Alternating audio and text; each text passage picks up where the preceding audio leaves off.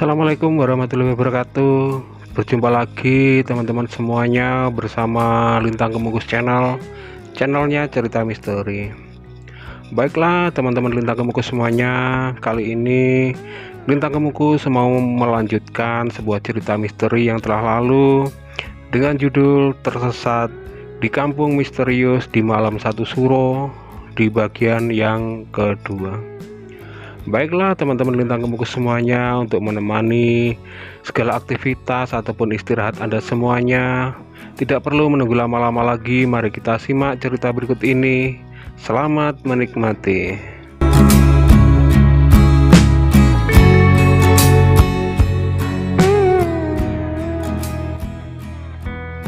Di kisah yang lalu diceritakan Rio yang ingin membayar mie rebus dan kopi itu berjalan menuju dapur karena ibu pemilik warungnya berada di dapur.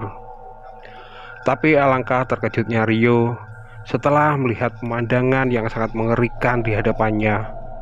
Di sana Rio melihat mayat wanita yang sudah membusuk, matanya melotot, dan mayat itu berbau busuk, banyak dikerubungi oleh belatung.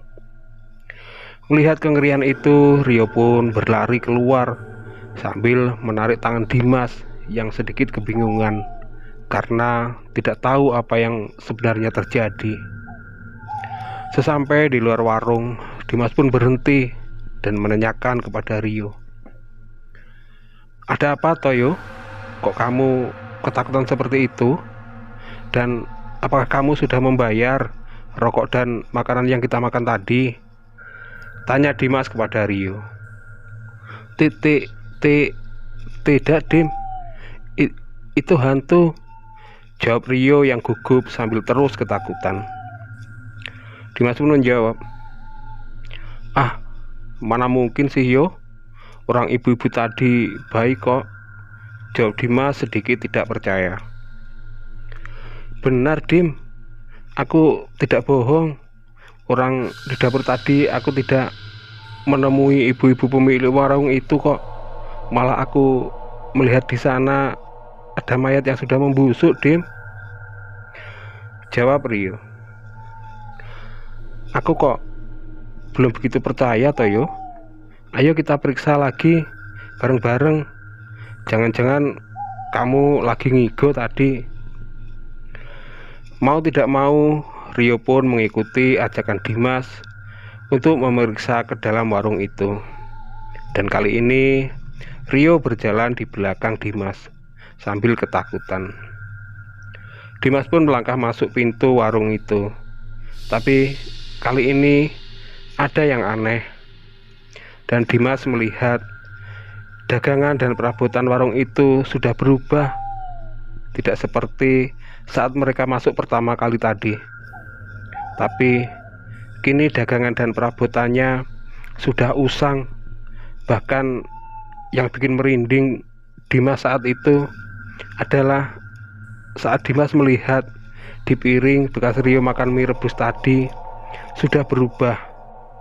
Di dalam piring itu terlihat darah yang sudah menghitam dan banyak belatung di sana. Bahkan bukan Dimas saja yang melihatnya, tapi Rio juga melihat hal itu. Melihat hal pemandangan seperti itu, Dimas yang tadi tidak begitu percaya, kini malah ikut ketakutan. Terlebih, kini warung itu dipenuhi bau-bau busuk dari mayat wanita tadi. Namun, tiba-tiba mereka berdua serempak lari keluar warung. Tatkala dari dapur terdengar suara wanita yang menakutkan dan keluar sambil menenteng kepalanya yang sudah membusuk. Tidak menunggu lama, Dimas menghidupkan motornya dan mereka berdua pun berlalu dari warung yang menakutkan itu. Tapi kengerian tidak berhenti di situ saja, karena Rio yang dibonceng di belakang melihat sosok hantu wanita itu terus mengejarnya. Melihat hal itu, Rio pun menyuruh Dimas untuk lebih cepat lagi memacu motornya. Sementara itu, Dimas yang mendengar kalau hantu itu mengejar, jadi tambah takut. Sambil memacu motornya, Dimas pun sedikit kesulitan karena tempat itu jalannya gelap dan penerangannya hanya menggunakan lampu dari motor saja.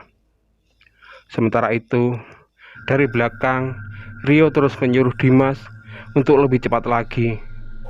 Dan Dimas yang juga ketakutan dan gugup itu jadi kurang konsentrasi, dan entah apa yang terlindas motor mereka yang membuat motor itu tergelincir, lalu mereka berdua jatuh.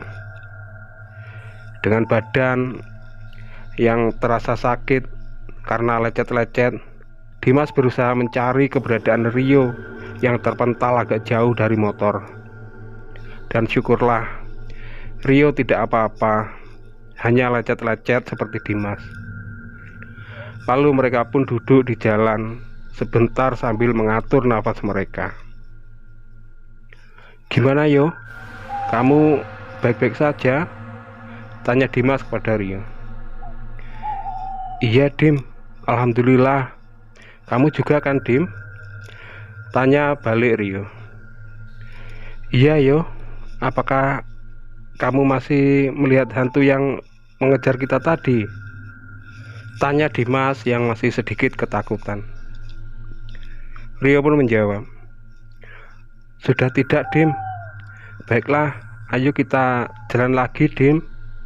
Dan kita berdoa dulu, karena aku kok merasa seperti lagi disesatkan di perjalanan kita ini," ucap Rio kepada Dimas.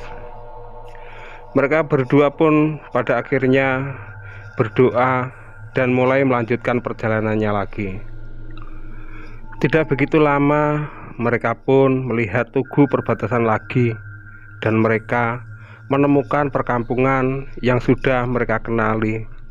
Dan jalanan pun tampak ramai, tapi anehnya waktu seperti tidak berjalan, karena saat mereka masuk kampung aneh tadi, jam menunjukkan pukul 17.30, dan kini jam juga masih menunjukkan pukul 17.30 juga. Hingga pada akhirnya saat mereka menghadiri acara pengajian, sampai pulangnya mereka semua tetap aman dan selamat. Untuk itu kesimpulannya, teman-teman semuanya berdoalah dahulu sebelum kita bepergian kemanapun kita pergi, karena hidup kita berdampingan dengan alam yang lain. Hanya Allah yang bisa melindungi dan menyelamatkan kita.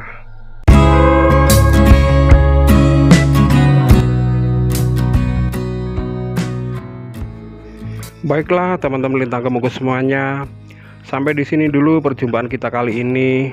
Terima kasih atas perhatiannya dan mohon maaf atas semua kesalahan. Jangan lupa like, komen, dan subscribe di Lintang Kemukus channel agar kami lebih semangat lagi dalam membuat cerita-cerita misteri berikutnya.